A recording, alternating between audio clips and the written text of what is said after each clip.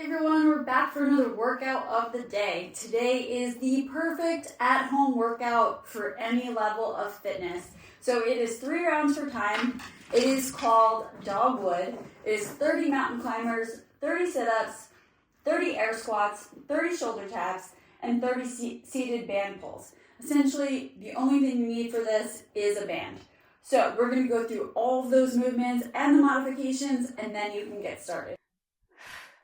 Okay, so the first movement is going to be our mountain climbers. So the traditional mountain climber, you're going to be in this bear crawl position. So your hands are going to be underneath your shoulders. Your knees are going to be bent. You're going to be on your toes. And you're going to keep your back nice and straight and parallel to the ground. So we don't want to be up here. This is what I see a lot of. We want to be down here, engaging the core, and we're just going to come back and forth with our legs. Now, if you want to get fancy, you can do kicking out from side to side as well, but try to keep that butt down.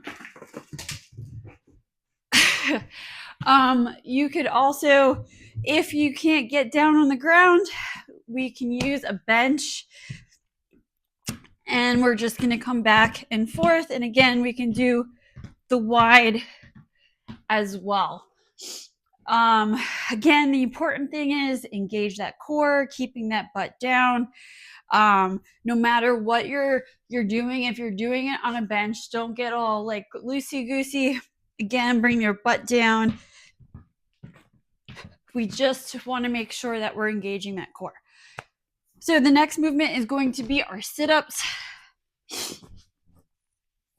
We're going to come down and we're going to reach to our toes, squeezing the abs, making sure the abs are doing the work.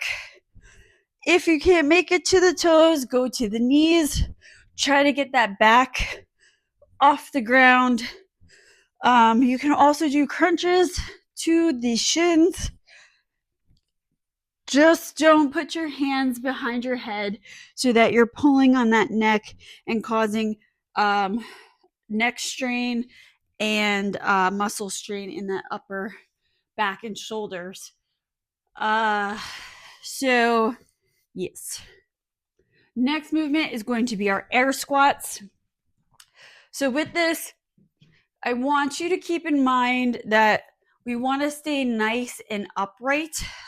We don't want to be bending over.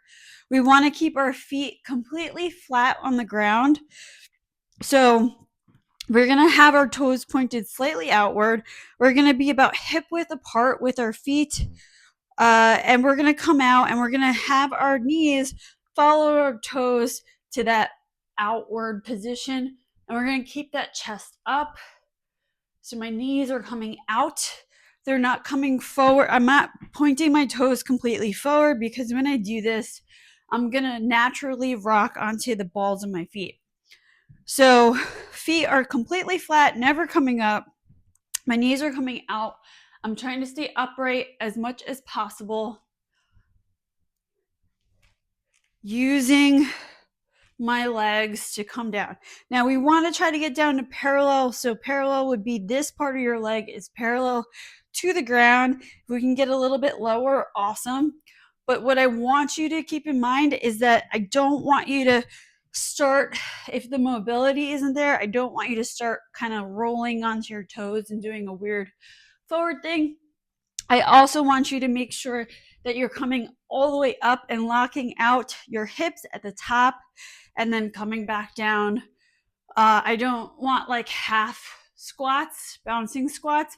So come all the way down as far as you can, as long as your feet are flat on the ground, and then come all the way back up.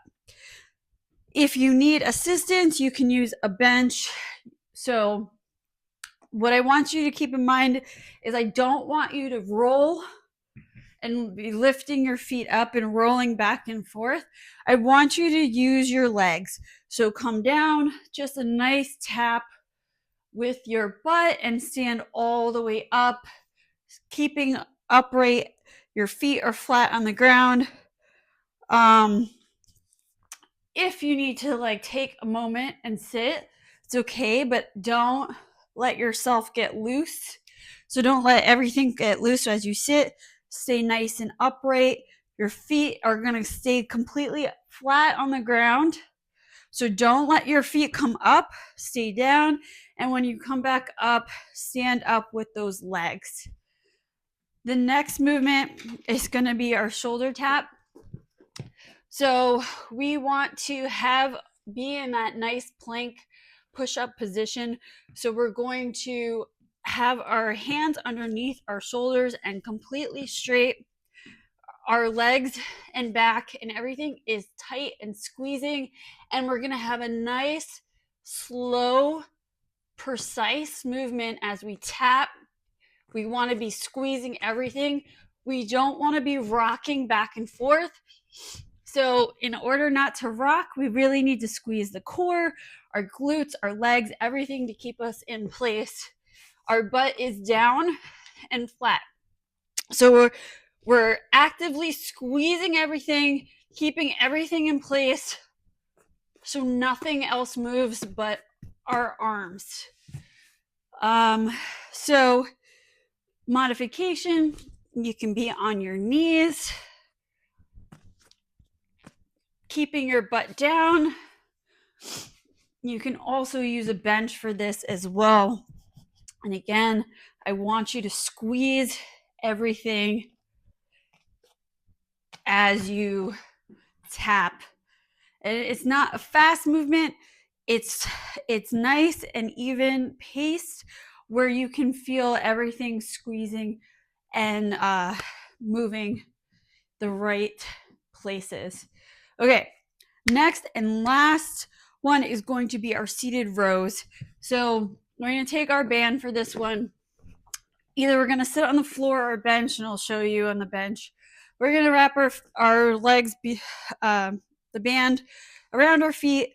We're going to sit up nice and tall, and we're going to pull up to our chest all the way out, squeezing our shoulder blades together as we come back.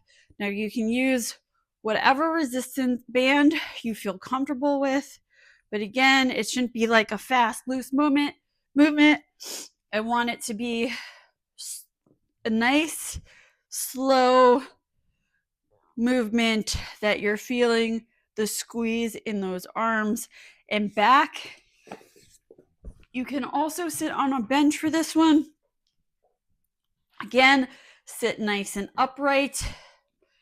And we're going to pull the band up to our chest, squeezing everything, our abs, our arms, our shoulder blades, everything nice and good and together. So that is the workout. You're going to do 3 rounds of 30 reps of each movement. Time yourself. Take note of what you do for each movement, what resistance band you use, revisit, try to up your game a little bit each time you try this out. Good luck.